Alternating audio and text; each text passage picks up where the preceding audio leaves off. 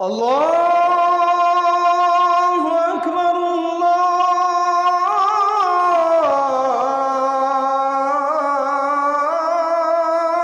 আকবার।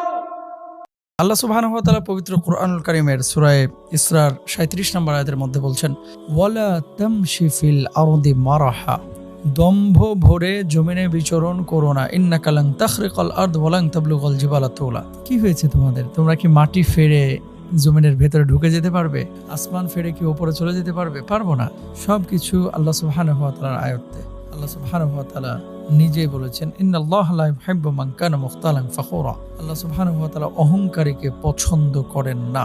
সুতরাং জীবনের প্রত্যেকটি ক্ষেত্রে আমাদের উচিত অহংকার মুক্ত জীবন যাপন করা এবং সেক্ষেত্রে অহংকার মুক্ত জীবন যাপনে অভ্যস্ত হওয়া।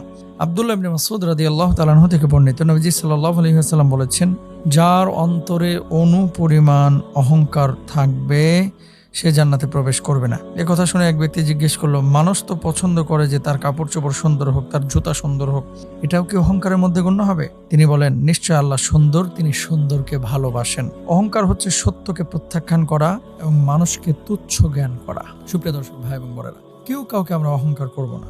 আল্লাহ সুবহানাহু ওয়া তাআলা সুন্দর, তিনি সুন্দরকে পছন্দ করেন, এটা ঠিক। কিন্তু সৌন্দর্য প্রকাশ করতে গিয়ে নিজের বড়ত্ব এবং ভাব প্রকাশ করা, এটা কিন্তু করা যাবে না। অহংকার দূর করার জন্য 4টি কাজ আমাদের করতে হবে। নিজের দোষ ত্রুটিগুলো নিয়ে বেশি চিন্তা ভাবনা করা। অন্যের দোষ ত্রুটি নিয়ে আমরা বেশি চিন্তা করি, যে সে কি করলো, ও কি করলো, হ্যাঁ দিস কি হলো, দ্যাট কি হলো। আমরা এইভাবে সবসময় অন্যকে নিয়ে ব্যস্ত থাকি। তো নিজেকে নিয়ে ব্যস্ত থাকতে হবে যে নিজের ত্রুটিগুলো কি, নিজের দুর্বলতা অক্ষমতাগুলোর কথা ভাবুন। নিজেকে সবসময় অন্যের চেয়ে ছোট এবং তুচ্ছ মনে করুন। বড় ছোট সবাইকে আগে সালাম দেবেন। যে ব্যক্তি আগে সালাম দেয় সে ব্যক্তি অহংকার থেকে মুক্ত। নবীজি সাল্লাল্লাহু আলাইহি ওয়াসাল্লাম এই জন্য সালাম দিতে বলেছেন, আফশুস সালাম, সালামের প্রসার করো, বেশি বেশি সালাম দাও। আল্লাহ সুবহানাহু ওয়া তাআলা তাহলে দুজনের মধ্যে ভালোবাসা তৈরি করে দেবেন। তারপর আরেকটি দোয়া আপনার বেশি বেশি করবেন ইনশাআল্লাহ তাআলা। আল্লাহুম্মা জাআলনি শুকুরা ওয়া জাআলনি সাবুরা ওয়া জাআলনি ফি আইনি সাগীরা ওয়া ফি আইনি নাসি কাবীরা। এই দোয়াটি আপনারা বেশি বেশি করবেন ইনশাআল্লাহ তাআলা। এরপরে 4 নম্বরে, শুধু অহংকারের কারণে শয়তান অভিশপ্ত ও চির জাহান্নামী হয়েছে, এটা স্মরণ করুন। দেখেন শয়তান অভিশপ্ত কেন হয়েছে? আল্লাহ সুবহানাহু ওয়া তাআলা যখন বলেছিলেন যে তুমি সিজদা করো, সবাই সিজদা করলো ইল্লা ইবলিস, ইবলিস সিজদা করে নাই। তো সে তো একসময় আবেদ ছিল, আল্লাহর ইবাদত বন্দেগী করত, কিন্তু পরবর্তীতে অভিশপ্ত হলো কেন? শুধুমাত্র তাকাব্বুরের কারণে। সে বলেছিল যে আমি কি সে আদমকে সিজদা করব যে মাটির তৈরি, আর আমাকে বানানো হয়েছে আগুন থেকে? আমি কিভাবে তাকে সিজদা করব?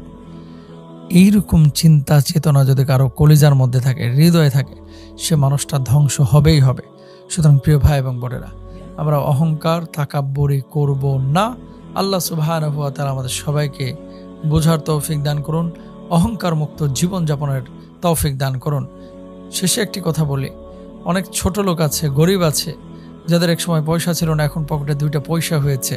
এই জন্য একেবারে এত ভাবসাব, মানুষকে সালাম পর্যন্ত দিতে চায় না, সালাম দিলে আবার উত্তর পর্যন্ত নিতে চায় না।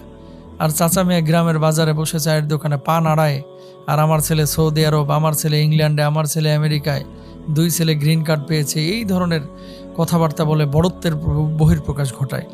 মানুষ যত গুণী হয়, জ্ঞানী হয়, তত বেশি বিনয়ী হয়। সুতরাং আসুন অহংকার পরিত্যাগ করে বিনয়ী হতে আমরা প্রত্যেকে চেষ্টা করি। আল্লাহ তৌফিক দান করুন।